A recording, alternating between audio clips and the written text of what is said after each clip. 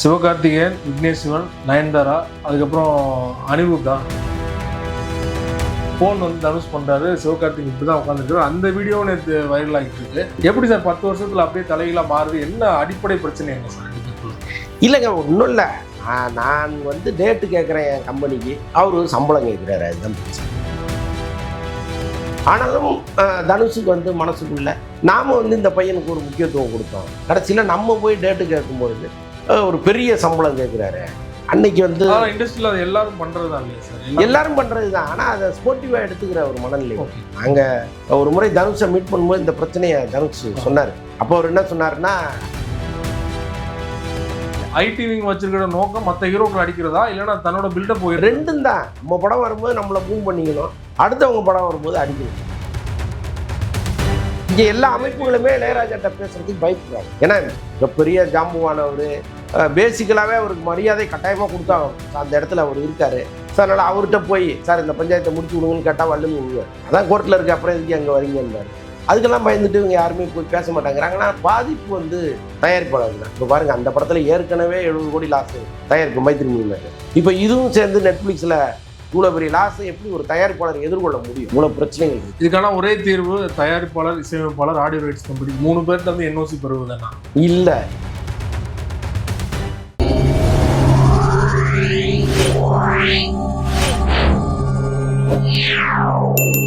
Media circle நேயர்களுக்கு வணக்கம். இன்றைக்கு நம்மோடு நேர்காணலில் வலைப்பேச்சு அந்தரன் அவர்கள் நம்மோடு இருந்திருக்கிறார். அவரோடு பேசலாம். சார் வணக்கம். வணக்கம். அதே போல சமீபத்தில் இட்லி கடை ஆடியோ லான்ச் நடைபெற்றது. அதுல பேசப்பட்ட விஷயங்களை தாண்டி படம் எப்படி சார் வந்திருக்கு? ஃபர்ஸ்ட் அதை பத்தி பேசலாம். படம் எப்படி வந்திருக்குன்னு தெரியல, ஆனால் நல்லா வரும்னு நான் நம்புறேன். ஏன்னா அந்த படத்தினுடைய இதுவரைக்கும் வந்த அந்த முன்னோட்டம், தனுஷுடைய அந்த அந்த காஸ்டியூம், அது நிற்கிறது எல்லாமே வந்து ரொம்ப நல்லா இருக்கு. இன்னொன்று தனுஷும் வந்து ஒரு மொக்க இயக்குனர் கிடையாது, கதையை நம்புகிற ஒரு கடவுள். இப்போ ஏதோ 10 ஃபைட்டை வச்சோம், 2 பாட்டை வச்சோம், நடுவில் ஏதாவது கனெக்ஷனை கொடுத்து படத்தை ரிலீஸ் பண்ணணும்னு நினைக்கிற நபர் அவர் கிடையாது. ராயன்ல அந்த விமர்சனம் வந்தது இல்லையா? ராயன்லேயே ஒரு அழுத்தமான கதை இருக்குங்க, நல்ல கதை இருக்கும், ஒரு சென்டிமெண்ட் இருக்கும்.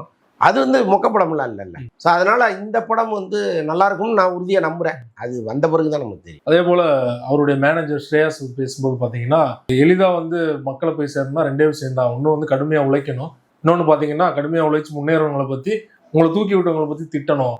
4 பேர் இருக்காங்க, பேர் சொல்லாமல் சொன்னாங்க. 3 பேர் வந்து கன்ஃபார்ம் ஆயிடுச்சு. அந்த 4வது நபர் இவரா அவரா அப்படிங்கிற டிபேட்லாம் தொடர்ச்சியாக நடந்துட்டு இருக்கு 2 நாட்களா. அவர் பேசினவரை பற்றி உங்களோட கருத்து என்ன? ஆக்சுவலாக வந்து அவர் தனுஷின் குரலாக தான் அங்கே ஒழிச்சிருக்காரு. தனுஷின் அனுமதி இல்லாமல் அப்படி அந்த மேடையில் பேசியிருக்க முடியாது. இன்னொன்று வந்து தொடர்ந்து இங்கே தனுஷை பற்றி வைக்கப்படுகிற குற்றச்சாட்டுகள்லாம் கேட்கும்போது அவங்களுக்கே ஒரு ஆத்திரம் வரும். என்னடா இப்படி தொடர்ந்து சொல்லிட்டே இருக்காங்க, டிவோர்ஸ் நடந்தாலே அவர் தான். அதுதான் தேவையில்லாத விஷயங்களை வந்து நம்மளை சுற்றி சொல்லிட்டே, நம்மளும் நம்ம வேலை உண்டு நம்ம உண்டுன்னு சுற்றிக்கிட்டு இருக்கோம். ஏன் இப்படி வந்து தவறாக சொல்கிறாங்கங்கிற ஒரு எரிச்சல் வரும்ல. இன்னொன்று தனுஷை பொறுத்தளவுக்கு அவர் 24 நேரமே பத்தலை. அவர் ஒரு பக்கம் ஸ்கிரிப்ட் பண்ணுறது, இன்னொரு பக்கம் வந்து நடிக்கிறது, இப்போ தொடர்ந்து படங்கள் கமிட் பண்ணிகிட்டே இருக்காரு அவர். ஸோ அவ்வளோ பிஸியாக ஓடிக்கிட்டு இருக்கிற ஒரு மனுஷனுக்கு வேறொன்றில் கவனம் செலுத்துகிற அளவுக்கு நேரமே இல்லை முதல்ல. ஸோ அவரை வந்து சம்பந்தம் இல்லாத விஷயங்கள் எல்லாம் உள்ளே கொண்டு வந்து திணிக்கும்போது கட்டாயமாக ஒருத்தர் கோபம் வரும். சரி, நம்ம பேசணும்னா ஏதாவது வார்த்தைகளை தப்பாக விட்டோம்னா காலம் முழுக்க அது ஒரு பெரிய பழி சொல்ல மாறும். இப்போ நீ பேச எனக்காகன்னு சொல்லியிருக்காரு, அதனால தான் அவர் பேசியிருக்காரு. அவர் சொன்ன 4 பேர் யார் என்னன்னெலாம் பயங்கரமாக இங்கே டிபேட்டு போயிட்டு இருக்கு. கட்டாயமாக அதில் சிவகார்த்திகேயன் இருக்காரு, அது ஒன்றும் சந்தேகம் இல்லை. சிவகார்த்திகேயன், விக்னேஷ் சிவன், நயன்தாரா, அதுக்கப்புறம் அனிருத்தா. இல்லை, அனிருத்து கிடையாது, சிம்புவா இருக்கலாம். ஏன்னா அனிருத்தை பொறுத்தளவுக்கு அவர் வந்து ரொம்ப, அனிருத்தும் தனுஷும் ஒரு நெருங்கிய நண்பர்கள் அவங்க. ஆனால் இப்போ அந்த ரிலேஷன்ஷிப் கண்டினியூ ஆகுதுன்னு நினைக்கிறீங்களா? கட்டாயமா. இன்னொன்று அனிருத்தை பொறுத்தளவுக்கு ரொம்ப அவர் ஒரு விளையாட்டு பிள்ளைங்க. இந்த மாதிரி வந்து மனதில் ஒரு வன்மத்தை வச்சுக்கிட்டு ஒருத்தனை அடிக்கிறது அந்த மாதிரி ஆள் அவர் கிடையாது. பேசிக்கலாகவே அனிருத் வந்து ஒரு தன்மையான ஒருத்தர் அவர். அவர் இன்னொன்று சொல்லி போனீங்கன்னா தனுஷோட ரொம்ப பிஸியாக இருக்கார் அனிருத். அவருக்கு இந்த வேலையெல்லாம் நேரமே கிடையாது. ஸோ அதனால அவரை நம்ம இணைத்து பேச வேணாம். அந்த டேர்ம்ஸ் ஆனால் அவங்களுக்கு கரெக்டாக இருக்கா சார்? ஆரம்பத்துல இருந்து ஒரு டேர்ம்ஸ் வந்து யாருக்கு? அனிருத்துக்கு. இல்லை, நடுவில் கொஞ்சம் அவங்க பிரிஞ்சிருந்தாங்க, ஒரு சின்ன வருத்தம் இருந்துச்சு, அதெல்லாம் வேற. ஆனால் அது வந்து பெரிய இந்த மாதிரி ஒருவர் போட்டு கொடுக்குற அளவுக்கு வெளியில் வந்து ஒரு சோசியல் மீடியாவில் சொல்லி இவரை தப்பாக பேசுங்க எழுதுங்கன்னு சொல்கிற அளவுக்கான வன்மம் அது கிடையாது. ஒரு சின்ன விரிசல் இருந்துச்சு அந்த பீப் சாங் வர்ற காலகட்டத்தில். எல்லாருமே அனிருத் மீது கொஞ்சம் வருத்தத்தில் இருந்தாங்க. ஸோ அதில் வந்து அவர் அனிருத்தை வேண்டான்னு சொல்லியிருக்கலாம். மற்றபடி வந்து பெரிய அளவு அவரை கோச்சிக்கிற அளவுக்கெல்லாம் ஒன்றும் இல்லை. குறிப்பா 10 வருடங்களுக்கு முன்னாடி காஃபி வித் டிடி நினைக்கிறேன், அந்த ஷோல வந்து சிவகார்த்திகேயன் கலந்துக்கிறாரு. அதுல காக்கி சட்டை டைம் நினைக்கிறேன், போன் வந்து தனுஷ் பண்றாரு, சிவகார்த்திகேயன் இப்படிதான் உட்காந்துருக்காரு. அந்த வீடியோ நேற்று வைரல் ஆகிட்டு இருக்கு. எப்படி சார் 10 வருஷத்துல அப்படியே தலைகளா மாறுது? என்ன அடிப்படை பிரச்சனை என்ன சார் ரெண்டு பேருக்குள்ள? இல்லைங்க, ஒன்றும் இல்லை. நான் வந்து டேட்டு கேட்குறேன் என் கம்பெனிக்கு, அவரு சம்பளம் கேட்குறாரு, அதுதான் பிரச்சனை. ஓகே. இப்போ நான் வந்து ஒருத்தரை வளர்த்து விட்றேன், அடுத்தடுத்து 2 படத்தில் அவர் வந்து ஒரு பெரிய ஹீரோவாக மாற்றுறேன். அதுக்கப்புறம் அவர் போயிட்டார், மலன்னு மேலே போயிட்டார். அதுக்கு ஒரு பக்கம் அவருடைய உழைப்பு, அதிர்ஷ்டம், விட்டு கொடுத்தல் எல்லாமே அதுக்குள்ளே இருக்குது.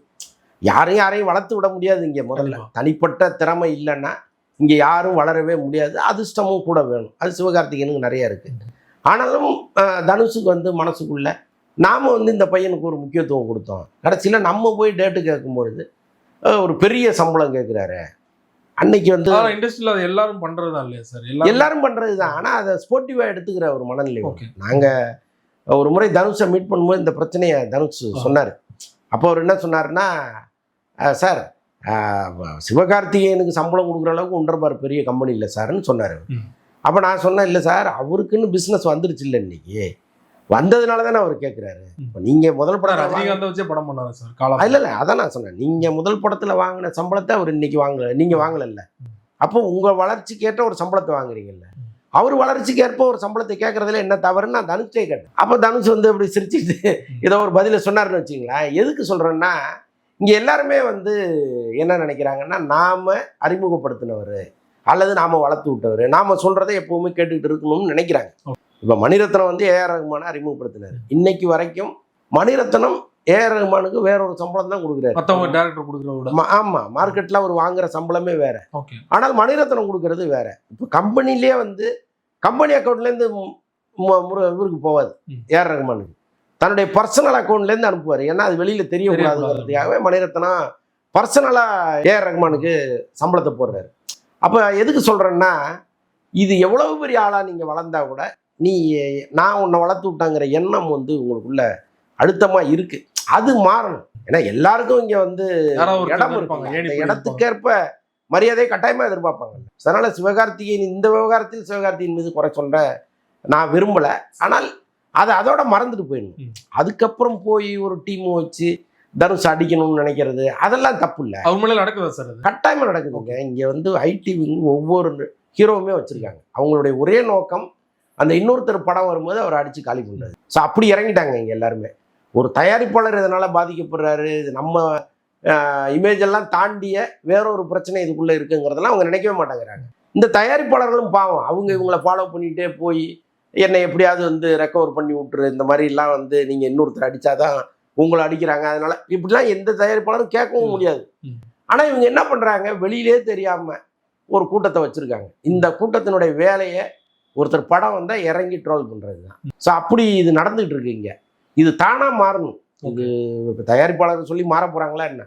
தயாரிப்பாளர் சொல்லணும்னு நானே கூட பேசியிருக்கேன், பட் சொன்னாலும் மாற மாட்டாங்க. நாளை மறுநாள் தண்டகாரண்யம், கிஸ், அப்புறம் சக்தி திருமணம் 3 படம் வெளியாக இருக்குது. சின்ன சின்ன படங்கள் கூட வர மாதிரி தகவல் இருக்கு இல்லையா? ஸோ படம் பார்த்துறீங்களா சார்? அந்த 3 படங்கள் ஏதாவது? நான் தண்டகாரண்யம் பார்த்தேன். ஓகே, நிஜமாவே ரொம்ப நல்ல படம் அது. ஒரு புது கதை, இது வரைக்கும் தமிழ் சினிமாவில் வராத ஒரு புது கதை. 2ஆம் உலகப் போரின் கடைசி குண்டு எடுத்துட்டார் அந்த எடுத்தவர் தான். அதை விட ரொம்ப நேர்த்தியாக அந்த படத்தை அவர் எடுத்திருக்கிறாரு. கலையரசனும் அட்டகத்தி தினேஷும் தான் பண்ணியிருக்காங்க. சொன்ன மாதிரி தினேஷ்ட வந்து அப்படி ஒரு மெச்சூரிட்டி வந்துருச்சுங்க. ஆரம்ப கால படங்கள்லாம் அவர் ஏதோ ஒரு நடிப்பார், பட் இன்னைக்கு வந்து ஒரு அசாத்திய மெச்சூரிட்டி அவர்கிட்ட வந்துருச்சு. அதே மாதிரி கலையரசன் வந்து ரொம்ப உயிரை கொடுத்து நடிச்சிருக்கிறார். ஸோ அதனால் ரொம்ப ஒரு நல்ல படமாக இருக்குது. அதான் இது ஒரு மாதிரி சீரியஸ் மோடோட இந்த படத்தில் போய் உட்காரணும். நீங்கள் வந்து ஒரு கலகலப்பான படமாக இருக்கும், ஒரு லவ் இருக்கும். லவ் இருக்குது படத்தில், பட் நீங்கள் நினைக்கிற மாதிரியான ஒரு காதல்லாம் அதில் கிடையாது. அதே மாதிரி ஒரு நல்ல சினிமாட்டோகிராஃபி, நம்ம பார்க்காத ஒரு கதைக்களம் எல்லாமே இருக்குது. பார்க்கலாம், அந்த படத்தை பார்க்கலாம். வளர்ந்து வரும் ஹீரோக்கள் பட்டியலில் முன்னிலையில் இருப்பவர் கவின் அவர்கள். அவருடைய படம் ரிலீஸ் ஆகுது இல்லையா? ஏற்கனவே டாடா மிகப்பெரிய அளவில் வெற்றி பெற்றது. ஸோ அதற்கப்புறம் பார்த்தீங்கன்னா அவருடைய எதிர்பார்ப்பு வந்து பல மடங்கு உயர்ந்துருச்சு. ஸோ இந்த படத்துக்கு எப்படி சார் எதிர்பார்ப்பு இருக்குது? கிஸ் படத்துக்கு இல்லை எதிர்பார்ப்புகளை கிரியேட் பண்ணுவாங்க. ஏன்னா இப்போ Okay. கவினுக்கே ஒரு பெரிய ஐடி இங்கே இருக்கு. ஓகே. ஆமாம். ஸோ அதனால இறங்கி அவங்க வேலை பார்ப்பாங்க. அதனால ஒரு எக்ஸ்பெக்டேஷன் இருக்கும். சம்பளத்துல பல லட்சங்கள் இதுக்கே செலவு பண்ணுவாங்க பிள்ளைங்க. கட்டாயமாக செலவு பண்ணுவாங்க. அதை ஃபில்லப் பண்ணுற மாதிரி படம் இருக்கணும். அது தெரியல, இருக்குமான்னு தெரியல. ஐடிவிங் வச்சிருக்கிற நோக்கம் மற்ற ஹீரோக்கள் அடிக்கிறதா இல்லைன்னா தன்னோட பில்டப் போயிருக்கு? ரெண்டும் தான். நம்ம படம் வரும்போது நம்மளை பூம் பண்ணிக்கணும், அடுத்தவங்க படம் வரும்போது அடிக்கணும். இப்போ பிடிக்காதவங்க படம் தனுஷ்னா கூட ஏதோ ஒரு ஐடிவிங்ல மாத்தி மாத்தி அடிச்சுக்கிறாங்கன்னா காரணம் இருக்குது. கவின் வந்து ஏன் மற்ற நடிகர்கள் அடிக்கிறதுக்கு என்ன ரீசன்? இல்லை கவினா நான் பர்டிகுலராக சொல்றேன், பொதுவாக நான் சொல்றேன். அதே போல சக்தி திருமகன் அந்த படம் வருது இல்லையா, அந்த படத்தை பத்தி ஏதாவது டாக் இல்லை ஏற்கனவே அந்த டைரக்டர் மேல இங்க ஒரு பெரிய மரியாதை இருக்கு. அருவின்னு ஒரு படம் பண்ணாரு. அந்த அவர் அடுத்து பண்ண வாழ் படம் வந்து ஓடிடியில் நல்ல ஹிட். அது தியேட்டரில் வந்து ரிலீஸ் பண்ணல, அந்த படத்தை நேராக ஓடிடியில் பண்ணிட்டாங்க. இப்போ அவருடைய 3வது படம் இந்த படம். விஜய் ஆண்டனிக்கே இது ரொம்ப முக்கியமான படமாக இருக்கும்லாம் சொல்கிறாங்க. அது நம்ம படம் பார்த்தா தான் தெரியும். பட் அந்த டைரக்டர் பேசிக்கலாகவே கொஞ்சம் தாட்ஸ் உள்ள டைரக்டர், அதனால நம்ம ரொம்ப நம்ப வேண்டியதாக இருக்குது. ஒரு வாரத்துக்கு முன்னாடி பார்த்தீங்கன்னா இளையராஜா அவர் நோட்டீஸ் இருந்தார் குட் பேட் அக்லிக்கு. படம் ரிலீஸ் ஆகி முடிஞ்சு ஓஞ்சு போச்சு, இந்த டைமில் எதுக்கு நோட்டீஸ் அனுப்புறாரு அப்படிங்கிறது தான் பலருடைய கேள்வியாக இருந்தது. நேற்று பார்த்தீங்கன்னா நெட்ஃப்ளிக்ஸ்லேருந்து படத்தை வந்து நீக்கிட்டாங்க. ஸோ என்ன சார் இப்படின்னு நடக்குது? இல்லைங்க, இந்த இந்த இதுக்கு எப்போ முடிவு வரும்னு நமக்கு தெரியவில்லை. ஏன்னா இந்த அலாவுதீன் விளக்கை தேய்ச்சி விட்ட மாதிரி பூதம் வந்துகிட்டே இருக்கு. ஒவ்வொரு படம் வரும்போதும் இளையராஜாங்கிற பூதம் வெளியில் வந்துடுது. இது எப்படி யார் வந்து இந்த பூனைக்கு மணி கட்ட போகிறாங்கன்னு தெரியவே இல்லை. என்னென்னா இப்போ ஆடியோ கம்பெனிட்ட நாங்கள் வாங்கிட்டோம், முறைப்படி எல்லா அனுமதியும் எங்கள்கிட்ட இருக்குன்ட்டு குட் பேட் அக்லி நிறுவனம் சொல்லுது. நாங்கள் எதுக்கு போய் இளையராஜாவை பார்க்கணும்னு அவங்க கேட்குறாங்க. இப்போ நெட்ஃப்ளிக்ஸில் படம் ஓடுற காலகட்டம். இப்போ படம் ரிலீஸ் ஆகி ஒரு குறிப்பிட்ட நாளில் வரும்பொழுது தான் பார்ப்பாங்க அந்த படத்தை. இதுக்கப்புறம் இந்த இன்னைக்கு வழக்கெல்லாம் முடிஞ்சு 1 வருஷம் கழிச்சு 2 வருஷம் கழிச்சு குட் பேட் அக்லி போட்டால் யார் பார்க்க? அப்போ இந்த படத்தை வாங்கினவங்களுக்கும் பிரச்சனை, விற்றவங்களுக்கும் பிரச்சனை. உள்ளபடியாக நியாயம் வந்து படக்குழுவுக்கு இருக்குன்னே வைங்களேன். இப்போ தீர்ப்பு வரும்பொழுது இந்த படத்தை திரும்ப போட்டிங்கன்னா யார் பார்க்க?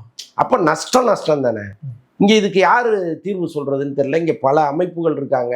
இந்த அமைப்புகளாவது உட்காந்து பேசணும். ஒன்றும் இல்லை, இப்போ கோர்ட்டுக்கு போய் பேச வேண்டியதை யார் ஆடியோ நிறுவனமாக கூப்பிட்டு உட்கார வச்சு இளையராஜாவை உட்கார வச்சு 2 பேரும் ஒரு முடிவுக்கு வாங்க, தயாரிப்பாளர்கள் நாங்கள் வந்து படாத பாடு படுறோம் அப்படின்னு ஏதாவது ஒன்று பேசணும்ல. இங்கே எல்லா அமைப்புகளுமே இளையராஜாட்ட பேசுறதுக்கு பயப்படுறாங்க. ஏன்னா மிகப்பெரிய ஜாம்புவானவர், பேசிக்கலாகவே அவருக்கு மரியாதை கட்டாயமாக கொடுத்தாகணும். ஸோ அந்த இடத்துல அவர் இருக்கார். ஸோ அதனால் அவர்கிட்ட போய் சார் இந்த பஞ்சாயத்தை முடிச்சு விடுங்கன்னு கேட்டால் வல்லுன்னு விடுவார். அதான் கோர்ட்டில் இருக்க, அப்புறம் எதுக்கு அங்கே வரீங்கம்பாரு. அதுக்கெல்லாம் பயந்துட்டு இவங்க யாருமே போய் பேச மாட்டாங்கிறாங்க. ஆனால் பாதிப்பு வந்து தயாரிப்பாளருக்கு தான். இப்போ பாருங்கள், அந்த படத்தில் ஏற்கனவே 70 கோடி லாஸுங்கிறாங்க தயாரிப்பு மைத்ரி மூவி மேக்கர்ஸுக்கு. இப்போ இதுவும் சேர்ந்து நெட்ஃப்ளிக்ஸில் இவ்வளோ பெரிய லாஸை எப்படி ஒரு தயாரிப்பாளர் எதிர்கொள்ள முடியும்? ஸோ இவ்வளோ பிரச்சனைகள் இருக்குது. இதுக்கான ஒரே தீர்வு தயாரிப்பாளர், இசையமைப்பாளர், ஆடியோ ரைட்ஸ் கம்பெனி 3 பேர்கிட்ட வந்து என்ஓசி பெறுவதுதானா? இல்லை, டைரக்டர் இளையராஜா பாட்டை பயன்படுத்தாமல் இருக்குது.